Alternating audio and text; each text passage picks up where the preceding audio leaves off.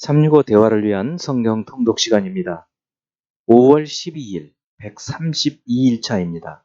오늘 읽으실 말씀은 에스더 4에서 7장이고 묵상하실 말씀은 에스더 4장 1에서 17절입니다. 말씀의 개요입니다. 4장 1에서 3절은 유다인을 멸절하라는 조서 반포 때문에 모르드게와 유다인들이 성중에서 통곡하는 것. 4에서 14절은 모르드게가 대궐 문 앞에서 베옷을 입고 애통하고 있다는 소식을 들은 에스더가 처음에는 옷을 바꿔 입히려 했다가 거절하자 진상을 파악하고 내시를 통해 모르드게와 소통한 것을 다룹니다. 15, 16절은 유다인 구원을 위해 에스더가 결단한 것을, 17절은 모르드게가 에스더의 지시를 따라 유다인을 모으고 금식한 것을 기록합니다. 5장 1에서 2절은 금식이 끝나는 날 에스더가 아하수에로 왕을 찾아가는 것. 3에서 8절은 에스더가 아하수에로 왕을 하만과 함께 잔치에 초대하는 것을 말합니다. 9에서 14절은 하만이 왕과 왕후 에스더와 잔치 자리에 초대하여 기뻤지만 절하지 않는 모르드게 때문에 분노하여 아내와 친구들의 조언에 따라 나무에 모르드게를 매달 준비를 한 것을 기록합니다. 6장 1에서 3절은 잠을 이루지 못한 아하수에로 왕이 우연히 읽은 역대일기에서 모르드게의 과거 공적에 대해 상을 주지 않은 것을 발견한 것. 4에서 9절은 모르드게에게 상을 주기 위해 하만을 불러 묻고 그의 대답을 듣는 것을 다룹니다. 10에서 13절은 자신이 상을 받으리라고 착각한 하만이 수상자가 모르드게라는 것을 알고 고뇌하게 되고 한술 더 떠서 아내와 그의 친구들은 하만이 모르드게에게 굴욕을 당하기 시작했으니 이기지 못하리라고 예견한 것. 14절은 그때 왕의 내시들이 와서 하만을 에스더가 베푼 잔치 자리로 데려간 것을 기록합니다.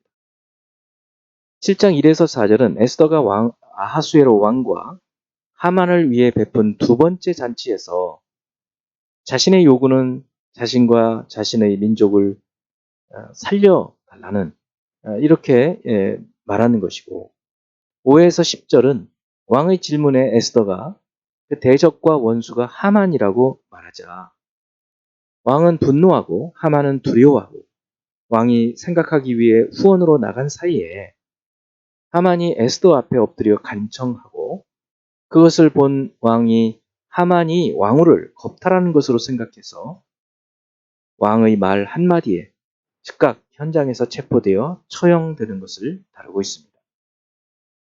이제 예수 그리스도를 닮아가고자 하는 우리의 목표를 향한 여행을 위해서 질문하고 대답하는 시간을 갖습니다.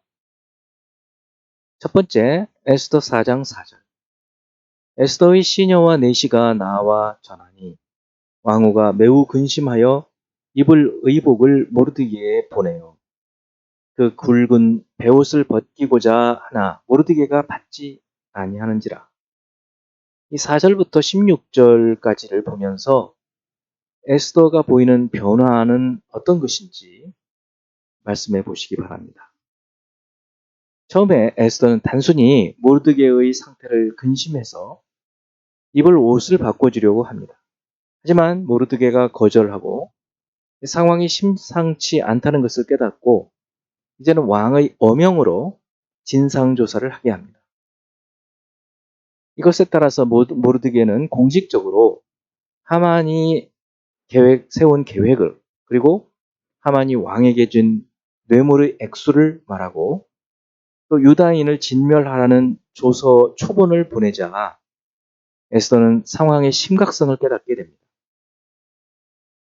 그러나 에스더는 자신이 왕에게 나가는 것이 얼마나 위험한지를 말하게 되고 이제 모르드게는 에스더에게 결단을 촉구합니다.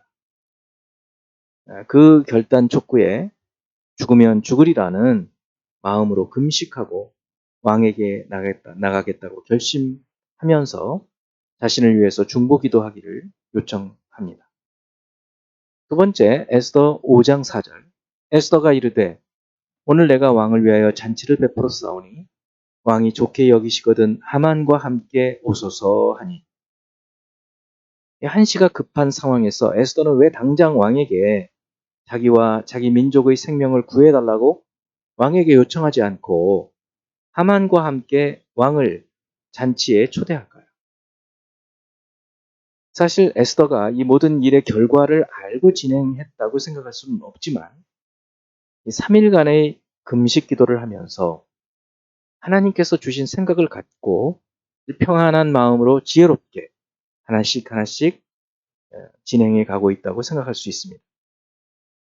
결국 이와 같은 진행은 사람의 생각으로 이루어낼 수 없는 기적적인 결과를 만들어내는 것이죠. 세 번째, 에스더 5장 9절. 그날 하만이 마음이 기뻐 즐거이 나오더니 모르드게가 대궐문에 있어 일어나지도 아니하고 몸을 움직이지도 아니하는 것을 보고 매우 노하나. 하만이 기뻐 즐거워하는 이유는 무엇인가요? 왕후 에스더가 왕과 함께 자신을 2번이나 잔치에 초대했다는 것은 자신을 왕과 왕후가 인정하고 있다는 증거로 생각했기 때문일 것입니다. 하만은 앞으로 자신에게 닥쳐올 죽음을 전혀 모르고 즐거워하고 있죠.